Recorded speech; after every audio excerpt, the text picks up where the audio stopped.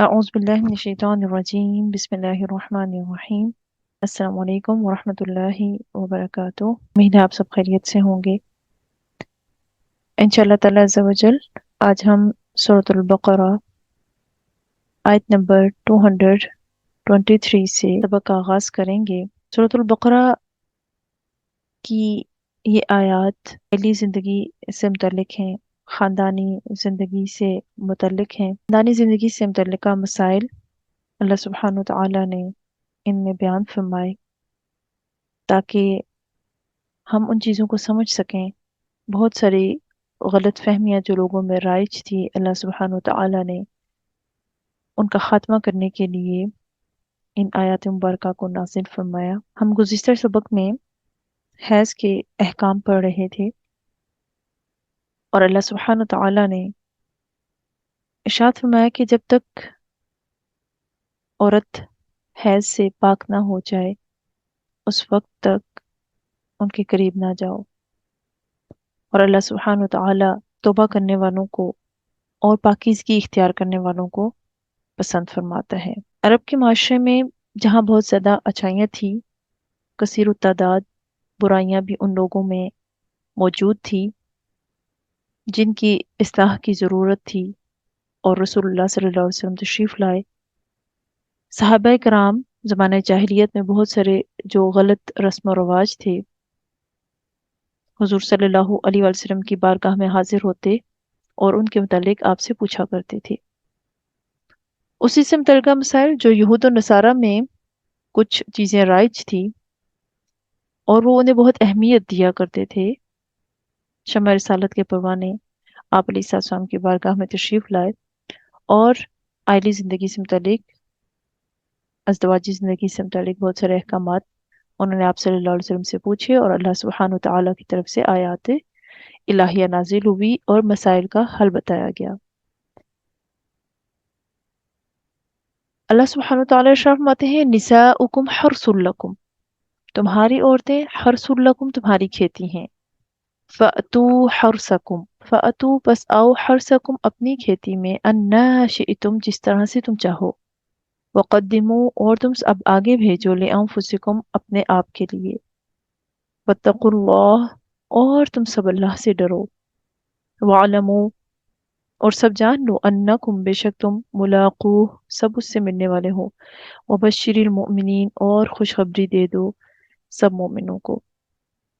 اب اس آیت میں اللہ تعالیٰ فرماتے ہیں عورتیں تمہاری کھیتی ہیں، بس تم سب اپنی عورتوں کے پاس آؤ جیسے تم چاہو۔ اس سے پہلے ایام حیض میں عورتوں کے پاس آنے سے منع کیا گیا، پاس آنے سے منع کیا گیا یعنی ان سے عمل زوجیت قائم کرنے سے صرف منع کیا گیا۔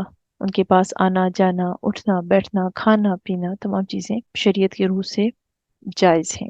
اب فرمایا کہ جب وہ پاک صاف ہو جائے تو تمہارے لیے کھیتی کی مانند ہے۔ اب دین اسلام نے بڑے احسن انداز میں مرد اور عورت، میاں اور بیوی کے رشتے کو جو ہے بیان فرمایا۔ عورتوں کو مردوں کے لیے اللہ سبحانہ وتعالی نے کوئی تفریح گاہ نہیں بنایا، کوئی باغ سے تشبیہ نہیں دی، بلکہ کھیتی سے تشبیہ دی۔ باغ میں پھول ہوتے ہیں، لوگ انہیں دیکھتے ہیں، تفریح حاصل کرتے ہیں، کچھ دیر کے لیے رکتے ہیں اور پھر چلے جاتے ہیں۔ فرمایا کہ تمہارا بڑا لانگ ٹرم رشتہ ہے، اور وہ جو لانگ ٹرم ایک رشتہ ہے اس کے لیے محبت، الفت، اس کا خیال رکھنا، وہ تمام چیزیں اس میں شامل ہیں۔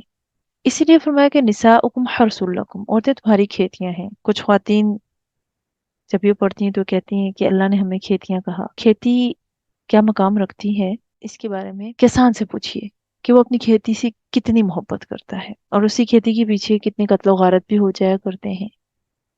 تو کہا عورتیں تمہاری کھیتی ہیں۔ مرد اور عورت، میاں اور بیوی کے درمیان کھیت اور کسان کا سا تعلق ہے۔ اب اس نازک ترین حقیقت کو اللہ سبحانہ وتعالی نے بڑے احسن پیرائے میں ہمیں سمجھایا کہ کسی کے ماتھے پہ شکن بھی نہ آئے اور مقصد بھی کھل کر سامنے آ جائے۔ شادی کا مقصد صرف لذت طلبی کا حصول نہیں ہے۔ شادی اس لیے نہیں کی جاتی کہ بس اپنی خواہشات کو پورا کیا جائے، بلکہ اس کا مقصد کیا ہے؟ اس کا مقصد حصول اولاد ہے، حصول اولاد کے لیے مرد اور عورت رشتہ ازدواج میں بنتے ہیں. اور عرب میں جب ہم دیکھتے ہیں تو یہود و نصارہ میں مختلف طرح کے کنسپٹس تھے، اور اس آیت کے جب ہم شان نزول دیکھتے ہیں تو ہمارے سامنے آتا ہے کہ یہود کیا کہتے تھے کہ اگر کوئی شخص اپنی بیوی کے پاس آئے اور اس کے پیچھے سے آئے تو ان کا کہنا یہ تھا کہ بچہ جو ہے وہ بھینگا پیدا ہوگا. اسی طرح عمر فاروق رضی اللہ تعالیٰ عنہ بھی ایک مرتبہ حضور صلی اللہ علیہ وسلم کی بارگاہ میں آئے اور عرض کی کہ یا رسول اللہ میں ہلاک ہو گیا. آپ نے پوچھا تجھے کس چیز نے ہلاک کیا؟ کہنے لگے میں نے آج اپنی سواری پھیر لی. آپ نے کچھ جواب نہ دیا، یہاں تک کہ اللہ سبحانہ وتعالیٰ نے آیت نازل فرمائی اور آپ صلی اللہ علیہ وسلم نے فرمایا آگے سے صحبت کرو یا پیچھے سے، مگر دبر میں یا حیض کی حالت میں مجامعت مت کرو. اس آیت میں بیوی کو جو کھیتی سے تشبیہ دی گئی، یہ واضح کر دیا گیا کہ نطفہ جو بیج کی طرح ہے، صرف سامنے سے ہی ڈالا جائے، خواہ کسی بھی صورت میں ڈالا جائے، لیٹ کر، بیٹھ کر، پیچھے سے، بہرحال فرج ہی میں ڈالا جائے اور مقصد اولاد حاصل کرنا ہو تاکہ تمہاری نسل برقرار رہ سکے، تاکہ تمہارے دنیا سے رخصت ہونے کے بعد تمہاری جگہ پر دین کا کام کرنے والے موجود ہوں. یا دوسرا مطلب یہ کہ اپنی اولاد کی صحیح طور پر تربیت کرو، انہیں علم سکھلاؤ، انہیں دیندار بناؤ، ان کے اخلاق سنوارو. اس کا رزلٹ کیا ہوگا؟ وَقَدِّمُوا لِأَنفُسِكُمْ، اپنے لیے آگے بھیجو. تم نے اچھی تربیت کی ہوگی، اپنی اولاد کو دین سکھایا ہوگا تو تمہارے جانے کے بعد وہ تمہارے لیے بخشش کا سبب بنیں گے اور تمہیں اجر و ثواب ملے گا. تمہارے گزر جانے کے بعد تمہاری نسل برقرار رہے گی اور تمہاری بخشش کا سبب بھی بنے گی. اور پھر ساتھ ساتھ فرمایا وَاتَّقُوا اللَّهَ، اللہ سے ڈرو. اللہ سبحانہ وتعالیٰ نے جن کاموں سے منع فرمایا ہے بالخصوص ان سے باز رہو. صحیح حدیث میں آتا ہے کہ لوگوں شرم و حیا کرو، اللہ تعالیٰ حق بات فرمانے سے شرم نہیں کرتا. عورتوں کے پاخانے کی جگہ میں وطی نہ کرو. اور ایک اور روایت میں آتا ہے کہ آپ نے لوگوں کو اس حرکت سے منع فرمایا. ایون روایات کے مطابق جو شخص کسی عورت یا مرد کے ساتھ یہ کام کرے، اللہ تعالیٰ اسے رحمت کی نظر سے نہیں دیکھے گا. اللہ تعالیٰ اپنی رحمت سے ہی دور کر دیتا ہے، یعنی قیامت کے دن نظر رحمت سے اسے دیکھے گا بھی نہیں، نہ پاک کرے گا اور اسے جہنم میں ڈال دیا جائے گا. اور جب ہم احادیث اور روایات کو پڑھتے ہیں، کون ہوں گے وہ لوگ جو نظر رحمت سے بروز قیامت محروم ہوں گے؟ اللہ انہیں پاک نہیں کرے گا اور جہنم میں ڈالے گا. ان میں وہ مرد بھی شامل ہے جو عورت کی دبر میں وطی کرنے والا ہے. لہٰذا اللہ تعالیٰ فرماتا ہے وَاتَّقُوا اللَّهَ، ڈرتے رہو. جن چیزوں کا حکم دیا گیا ہے، جیسے حکم دیا گیا ہے ان کی طرف مائل ہو جاؤ، غلط راستے کی طرف مت جاؤ. وَاعْلَمُوا أَنَّكُمْ مُلَاقُوهُ، یاد رکھو تم جو بھی کر رہے ہو آخرکار اللہ کی بارگاہ میں آنا ہے، تم سب کو اس سے ملنا ہے. وَبَشِّرِ الْمُؤْمِنِينَ، اور خوشخبری سنا دیجئے ایمان والوں کو جو ہر حال میں اللہ کی فرما برداری کرتے ہیں، نیک اعمال کرتے ہیں اور غلط کاموں سے بچتے ہیں، تو یقیناً ان کے لیے خوشخبری ہے. اگلی آیت میں اللہ تعالیٰ ارشاد فرماتے ہیں وَلَا تَجْعَلُوا اللَّهَ عُرْضَةً لِأَيْمَانِكُمْ، وَلَا تَجْعَلُوا، اور نہ تم سب بناؤ، اللہ کو عُرْضَةً نشانہ، ڈھال، لِأَيْمَانِكُمْ اپنی قسموں کے لیے، ان تبروا کہ تم سب نیکی نہ کرو گے، وَتَتَّقُوا اور تم سب برائی سے نہ بچو گے، وَتُصْلِحُوا اور تم سب اصلاح نہیں کرو گے، بین الناس لوگوں کے درمیان، واللہ سمیع علیم اور اللہ خوب سننے والا جاننے والا ہے. یعنی یہاں پر اللہ سبحانہ تعالی کیا ارشاد فرما رہے ہیں کہ اپنی قسموں کے لیے اللہ کے نام کو ایسی ڈھال نہ بناؤ کہ تم فلاں نیکی کا کام نہیں کرو گے اور فلاں برائی سے نہ بچو گے اور لوگوں کے درمیان صلح اور اصلاح کے کام نہ کرو گے. اللہ سب کچھ سنتا جانتا ہے. یعنی کوئی اچھا کام نہ کرنے پر اللہ کی قسم کھا کر اللہ کے نام کو بدنام نہ کرو. جیسے کہ کچھ لوگ یہ کیا کرتے تھے، نادان قسم کے لوگ، کہ وہ ماں باپ کے ساتھ نہیں بولیں گے یا اپنے بھائی وغیرہ سے قطع تعلق کر لیں گے اور جھوٹی گواہی ضرور دیں گے، اور پھر اپنی قسموں کی وجہ سے اپنے آپ کو نیکی نہ کرنے کا پابند سمجھتے تھے۔ آج کل بھی یہ رواج عام ہے۔ تو اللہ سبحانہ تعالیٰ نے اس آیت میں بتا دیا کہ نیکی نہ کرنے پر اللہ کے نام کی قسمیں مت اٹھاؤ۔ حضور صلی اللہ علیہ وآلہ وسلم کا فرمان علی شان ہے، اذا حلفت على يمين فرأيت غيرها خيرا منها فأت الذي هو خير وكفر عن يمينك، یعنی اگر تم کسی کام کی قسم اٹھا لو اور پھر اس سے دوسرا کام نیک معلوم ہو تو وہ نیک کام کر لو اور قسم کا کفارہ ادا کرو۔ یعنی اللہ تعالیٰ کا نام جو پاک نام ہے، نیک کام نہ کرنے کا ذریعہ مت بناؤ، مت ایسی قسمیں اٹھاؤ کہ جن میں تم لوگوں کی مدد نہ کرنے کے قسم اٹھا لینا، لوگوں کے ساتھ خیر نہ کرنے کی قسم اٹھا لینا۔ اللہ سبحانہ تعالیٰ نے قرآن کریم میں بھی ارشاد فرمایا کہ وہ لوگ جو کشادہ حال ہیں، وسعت والے ہیں، وہ قرابت داروں، مسکینوں اور اللہ کی راہ میں ہجرت کرنے والوں کو نہ دینے کی قسمیں نہ کھا بیٹھیں۔ انہیں چاہیے کہ وہ معاف کریں، درگزر کرنے کی عادت ڈالیں۔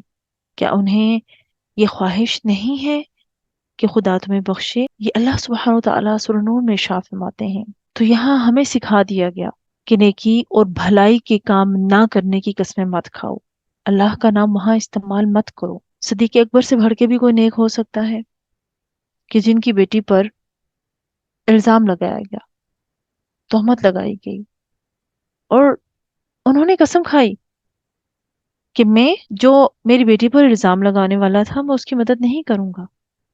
اللہ سبحانہ وتعالیٰ نے آیت مبارکہ نازل فرمائی کہ تم میں سے فضل والے، وسعت والے اس بات پر قسم نہیں کھائیں کہ وہ غریبوں، مسکینوں کو، قرابت داروں کو نہیں دیں گے، کیا انہیں یہ پسند نہیں اللہ انہیں معاف فرما دے؟ تو صدیق اکبر نے جب یہ آیت سنی تو فوراً سے اپنی قسم توڑ ڈالی، جب تک حیات رہے مصطح بن اساسہ کی مدد کرتے رہے۔ انشاءاللہ تعالیٰ عز و جل سورہ نور میں ہم اس واقعے کو تفصیل کے ساتھ پڑھیں گے جو واقعہ افک ہے۔ یہاں پر اللہ تعالیٰ ہمیں سمجھا رہا ہے، ہمیں بتا رہا ہے کہ ایسی قسم اگر کوئی کھا بیٹھتا ہے کہ جس میں وہ یہ کہے کہ میں فلانا نیکی کا کام نہیں کروں گا، تو اسے چاہیے کہ وہ اس طرح کی قسم توڑ دے۔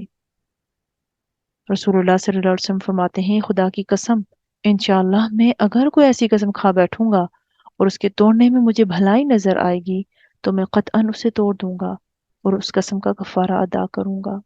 حضور صلی اللہ علیہ وآلہ وسلم نے ایک مرتبہ حضرت عبد الرحمن بن سمرہ رضی اللہ تعالی عنہ سے فرمایا، اے عبد الرحمن، سرداری، امارت اور امامت کی طلب نہ کر، اگر بغیر مانگے تو دیا جائے گا تو اللہ کی جانب سے تیری مدد کی جائے گی، اور اگر تو آپ مانگ کر لی تم نے وہ چیز تو تجھے اس کی طرف سونپ دیا جائے گا۔ تو اگر کوئی قسم کھا لے اور اس کے خلاف میں بھلائی دیکھے تو اپنی قسم کا کفارہ دے دے اور اس نیک کام کو کر لے۔ مسلم شریف کی روایت میں آتا ہے کہ جو شخص کوئی قسم کھا لے پھر اس کے سوا خوبی نظر آئے تو اسے چاہیے کہ اس خوبی والے کام کو کر لے اور اپنی قسم کو توڑ دے اور اس کا کفارہ ادا کرے۔ یعنی ہمیں اس طرح کی قسمیں ہرگز نہیں اٹھانی چاہیے اللہ کا نام لے کر جس میں ہم کوئی نیکی یا بھلائی کا کام نہ کرنے کی قسم کھا رہے ہوں، اور اگر اس طرح کی کوئی قسم کھائی ہے تو اس کو توڑ دیں اور اس کا کفارہ ادا کریں۔ قسم توڑنے کا کفارہ یہ ہے کہ 10 مسکینوں کو کھانا کھلانا یا کپڑے پہنانا یا 3 دن مسلسل روزے رکھنا۔ تو ہمیں دیکھنا ہے کیا ہم بھی تو ان لوگوں میں شامل نہیں کہ ہم نیکی کے کام نہ کرنے کی قسمیں کھا رہے ہیں، لوگوں کے ساتھ بات نہ کرنے کی قسمیں کھا رہے ہیں۔ آج کل معاشرے میں یہ چیز بہت عام ہو چکی ہے، چھوٹی چھوٹی بات پر ناراض ہو جانا، قسم کھا لینا کہ میں فلانے شخص سے بات نہیں کروں گا، فلانے کے گھر نہیں جاؤں گا، فلانے کے گھر دین سیکھنے نہیں جاؤں گا، یا دینی مجلس میں یا محفل میں نہیں جاؤں گا۔ تو اس طرح کی قسمیں کھا کر اپنے آپ کو نیکی سے دور کرتے ہیں۔ تو اللہ کے رسول صلی اللہ علیہ وآلہ وسلم سے بڑھ کے بتانے والا اور سمجھانے والا کون ہے؟ آپ نے فرمایا کہ اگر میں کوئی ایسی قسم کھاؤں اور میں دیکھوں بھلائی دوسرے کام میں ہے تو میں اس کو توڑ دوں گا۔ اللہ تعالی ہمیں صراط مستقیم پر چلنے کی توفیق عطا فرمائے، رسول اللہ صلی اللہ علیہ وسلم کی سنت پر چلنے کی توفیق عطا فرمائے۔ وآخر دعوانا ان الحمد للہ رب العالمین۔ سبحانک اللہم وبحمدک، اشہد ان لا الہ الا انت، استغفرک واتوب الیک۔ آمین ثم آمین۔ السلام علیکم ورحمۃ اللہ وبرکاتہ۔